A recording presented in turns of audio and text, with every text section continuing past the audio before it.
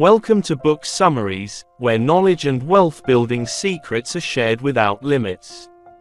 Ladies and gentlemen, on May 1, 2022, during the global conference of Berkshire Hathaway, on a grand stage before millions of live and online viewers, Warren Buffett did not hesitate to express his concerns about the global financial situation.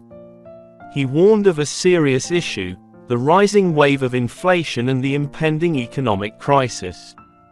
In this context, he shared insights from his 92 years of experience, hoping that people would learn and prepare for the upcoming challenges. He even cautioned that the most dangerous times might not have arrived yet, and that 2023 and 2024 could be when we truly face the crisis. Warren Buffett not only stops at criticizing the issue but also delves into specific examples, such as the housing construction industry, to illustrate the continuous price increases. For example, the cost of construction materials, like steel, is reaching new record highs every day, posing significant challenges for consumers and businesses. In such a challenging business environment, Warren Buffett advises people to learn from his saving habits to protect their assets and build a solid financial foundation. With over 90 years of experience, he has accumulated a vast amount of wealth, and applying his principles and saving methods can help people face current and future challenges. Today, we will explore 9 habits that helped Warren Buffett save a substantial amount of wealth. Before we dive into the content, please like, subscribe, and share to support the channel. Thank you very much. Lesson 1. Frugal breakfasts. Although he could easily hire a personal chef to prepare delicious meals, Warren Buffett often has breakfast at McDonald's. On his way to work, Warren Buffett spends no more than $3.17 on breakfast each day.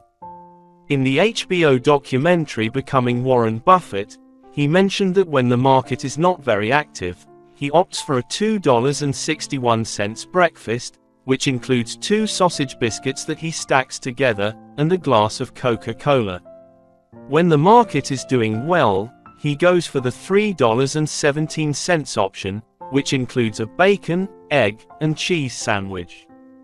Due to a market decline this morning, he gave up the $3.17 breakfast and chose the $2.95 option instead. Warren Buffett lives a very modest lifestyle. His lunch usually consists of a hamburger, fries, and Coca-Cola, while his dinner is either spaghetti or pizza. This is his eating formula, which has been revealed by the media for many years. In reality, Warren Buffett's eating habits are extremely monotonous, yet they adhere to 4 immutable principles: eating 3 meals a day, not drinking alcohol, avoiding vegetables, and drinking 4 cans of Coca-Cola each day. Warren Buffett once explained that he reviewed insurance data and found that the lowest mortality rate was at age 6. Therefore, he decided to eat and drink like a 6-year-old child, safely and simply. However, nutrition experts do not recommend such a diet, and you should not experiment with a daily diet high in sugar and fats. Instead, opt for healthy and balanced breakfasts. As Vietnamese people, we should choose diets that are suitable for our own needs. Lesson 2. A frugal wedding. On his 76th birthday, August 30, 2006, Warren Buffett married his 60-year-old bride, Astrid Menks, who had been living with him for 28 years. Many might have thought that the wedding of the second richest person in the world, after so many years of cohabitation and waiting, would be a grand, luxurious, and magnificent event. However, the opposite was true. The ceremony lasted only 15 minutes, was officiated by Warren Buffett's daughter, and was extremely simple, with just a few guests in attendance. Warren Buffett and Ms. Astrid Menks were dressed very casually. After the 15-minute ceremony, they, along with the guests, went to a nearby seafood restaurant for a meal. There was no honeymoon, and the next day was just a regular day. Warren Buffett, who has returned to work at the company on time, reminds me of what is discussed in the book The Nature of Poverty. Warren Buffett's actions make me recall the points mentioned in this book. The book indicates that the poorer a country is, the more it values rituals such as weddings and funerals. For example, mothers in India might start saving money 10 years or more in advance to prepare for their 8-year-old daughter's wedding. The cost of a funeral in India can deplete all the savings of the deceased or 40% of the family's annual income. After such a funeral, it is clear that the family has little savings left, and many family members may face hunger. Nevertheless, these rituals continue in an unending cycle. Therefore, the younger generation of the new era can learn from Warren Buffett by organizing rituals simply and appropriately. After all, these rituals do not provide many practical benefits. Lesson 3. Choose discounted cars. Most billionaires own collections of luxury and vintage cars, but Warren Buffett prefers used cars that he can buy at a low price. In 2014, Warren Buffett replaced his 2006 Cadillac DTS with a new Cadillac XTS worth $45,000. He admitted to Forbes magazine that he drives only about 3,500 miles a year, so he rarely buys new cars. In his book Success is Not Always Easy, Warren Buffett advises young people by posing this question. Suppose I give you the car of your dreams, parked right at your home and ready for you to use, but you can only drive it for the rest of your life with no second car. How would you take care of it? He said that you will be very careful, such as thoroughly reading the user manual before driving, to avoid mistakes, and you will immediately address any issues if the car encounters problems because you know you need the car to last for your entire life. He advised that this is how you should take care of yourself. We only have one head and one body. If you don't take good care of them when you're young, you might regret it when you're 40 or 50. If you don't take care of yourself when you're young, by the time you reach 40 or 50, you might be like a car that can't move. Therefore, we should follow Warren Buffett's example and not spend too much money on cars and other luxuries. In the end, a car is just a means of transportation, not a status symbol. Always remember that cars are one of the most expensive luxuries people buy. Your task is to reduce expenses. Your car payments should not exceed 1/3 of your salary, and you also need to have a budget to maintain your beloved vehicle, including costs for fuel, road taxes, parking fees, as well as maintenance, repairs, and insurance. Although some of these costs might occur only once a year or even less often, don't forget that they are not insignificant. Lesson 4. Don't splurge on designer brands. Did you know that Warren Buffett doesn't care much about designer clothes or the latest iPhone models? Before switching to an iPhone in 2020, he used a flip phone that cost only $20 for many years. Even after upgrading to a new phone, Warren Buffett still did not use the advanced features of the iPhone. When his family bought him new clothes, he returned them, believing that his old clothes, even though they were a few years old, were still usable. Warren Buffett's dressing style is often described as always wrinkled, with ties that are often too short, shoes that are quite worn, and jackets and ties that usually do not match. When he does wear a suit, it tends to be outdated and conservative. There is a story recounted in Catherine Weymouth's memoirs, The Head of the Washington Post, about an incident at an airport. She once asked Warren Buffett for 10 cents to use a payphone. Warren Buffett took a 25-cent coin from his pocket and turned away to get change, but Catherine Weymouth called him back and said she could use the 25-cent coin to make the call. When Catherine Weymouth called him back, she mentioned that just using the 25-cent coin for the call was sufficient. Warren Buffett, feeling embarrassed, handed the coin to her and continued to demonstrate his frugality. He always emphasized that one should not spend money first and then think about saving, but rather spend what remains after saving. Lesson 5. The Old House, from 1958. Warren Buffett has lived for over 60 years in the house he bought in 1958 in Omaha, Nebraska. Although many other billionaires own multiple mansions, he purchased this house for $31,500. Despite many wealthy individuals having multiple homes, this 6,570 square foot house, with 5 bedrooms, has been renovated and expanded several times over the decades and is now worth about $1 million. Warren Buffett has never intended to move, and in his 2010 letter to Berkshire Hathaway shareholders, he referred to this house as his third best investment of all time. Lesson 6. Don't use borrowed money to invest. He once told college students in 1991 that throughout his life, he had never borrowed a large sum of money and had no intention of doing so in the future. He wasn't interested in borrowing. In his youth, Warren Buffett borrowed 25% of his net worth to buy stocks, and as a result, he lost money.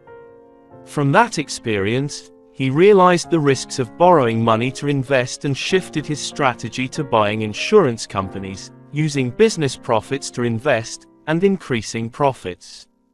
Warren Buffett always follows one principle: never lose money. In the volatile stock market, to maintain this principle, you need to have a strong mindset. While financial leverage can bring high returns, it also significantly increases risk. If the market only declines slightly, you will feel anxious and forget the principle of holding stocks for the long term, ultimately leading to a fire sale. Warren Buffett once said, "If you are not willing to hold a stock for 10 years, then you should not hold it for 10 minutes. Charlie Munger also said that there are 3 things that can drive a person to bankruptcy: alcohol, women, and using financial leverage.